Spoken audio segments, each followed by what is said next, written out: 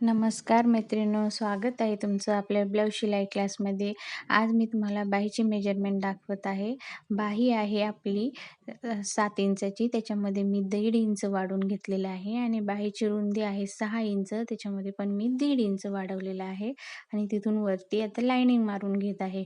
हे बघू शकता आणि इकडच्या साईडने मी 3 इंचानं खाली घेतलेलं आहे वरतून आणि तिथून मी 2 इंचच्या अंतरावर लाईन मारत आहे आणि ते 1.5 इंच तिथे मी 1.5 इंच घेऊन समोर लाईनिंग मारत आहे. बघू शकता तुम्ही.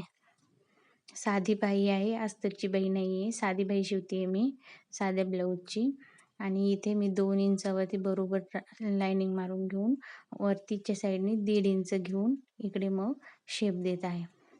बघू शकता तुम्ही. एकदम सोपं आहे बाही कटिंग करायचं, काही अवघड नाही आहे. जेवढं माप आहे त्याच्यामध्ये साधं ब्लाऊज असेल तर आपल्याला हात शिलाई करण्यासाठी 1.5 इंच वाढवावं लागतं आणि आपलं शिलाईमध्ये तर 1.5 इंच जातं, त्याच्यामुळे मी इकडे सुद्धा 1.5 इंच वाढवलेलं आहे आणि जिथून कट करते ते सुद्धा आता बघा कटिंग केली आहे तिथून 1.5 इंचावरनं आकार देऊन व्यवस्थित कट केलेला आहे. खाली मछली कट लावलेला आहे, बघू शकता तुम्ही. आणि तुम्हाला जर माझा व्हिडिओ आवडला तर लाईक करा, शेअर करा आणि चॅनलला सबस्क्राईब करायला विसरू नका.